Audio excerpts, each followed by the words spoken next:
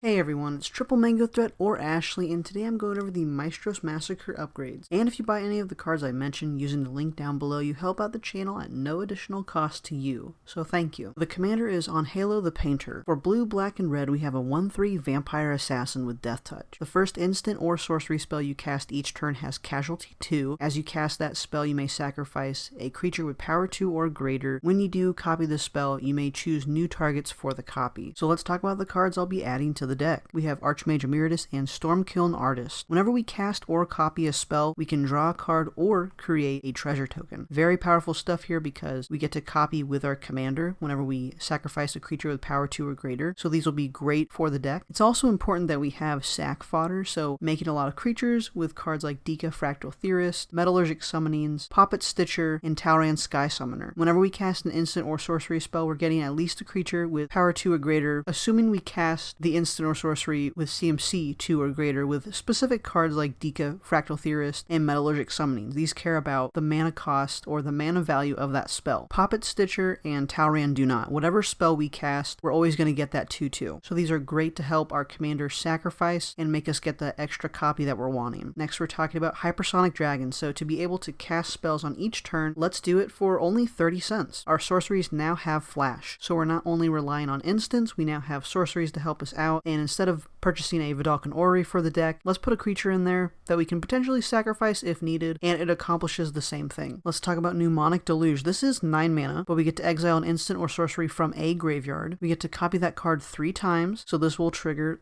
other cards I mentioned, and we can cast those copies without paying their mana cost, and then we'll exile this card. Very powerful spell, and what's sweet is that while we rely a little bit on our graveyard, we can also work on our opponents, so if they have a really awesome spell, we can use that 3 times. Let's talk about Swarm Intelligence. So this is an enchantment for 6 and a blue, so 7 mana for this, but whenever we cast an instant or sorcery, we may copy that spell, and we can choose new targets for the copy. Making copies will trigger Archmage Emeritus and Stormkiln Artist, which is great, and again, this deck is all about making those copies, so let's continue with that theme. The last card I want to add to the deck is Morbid Opportunist. Since our creatures are dying at least our turn or even the possibility of each turn for every player, this says whenever one or more other creatures die, draw a card. This ability triggers once, only each turn. This is great for card draw for us, and also less than $2 sounds great. Moving on to the cards we will be removing from the deck, we have Bloodsoaked Champion. We can keep bringing this back from the graveyard to the battlefield, but we can only do this if we have attacked this turn, which feels a little bit out of what this deck wants to do. I feel like attacking can put us in a bad situation, and same for Spellbinding Soprano. Whenever this attacks, instants and sorcery spells cost us 1 less. Again, this is putting us into a bad situation. We can potentially lose this creature, and this is another reason why I'm removing this card from the deck as well. Next, we have Call the Skybreaker. This is 7 mana to create a 5/5 red and blue elemental creature token with flying, and it has retrace, so we can discard a land in addition to paying its other cost if we want to cast this from our graveyard.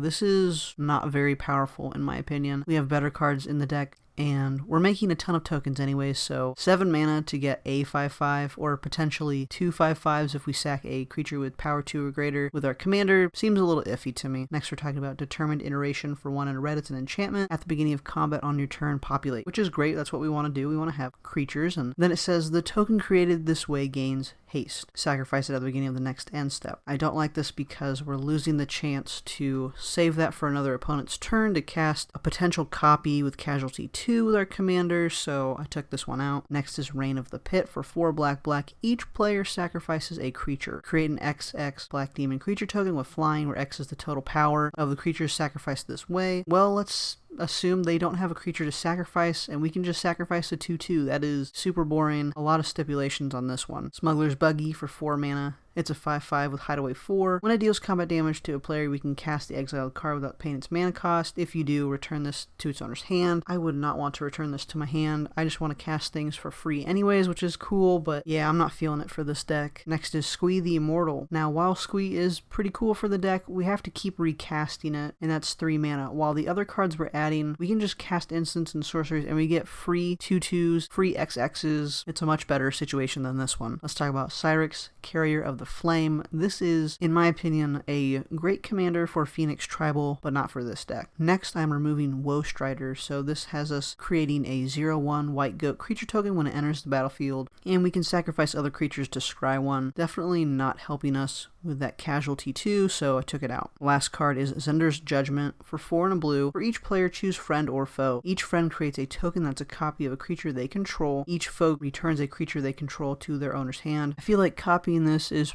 pretty lame. I don't want them to get copies of their creatures, and they also get to choose what they're copying, what they're returning to their hand. Now, if they had to choose what creatures I got to copy from my battlefield, that would be sweet, but sadly not the case. If you want to see the other upgrade videos, click right here. Thank you so much to the patrons who help support this show, and thank you for watching as well. Liking, commenting, subscribing, all of that helps, and I'll see you all in the next one.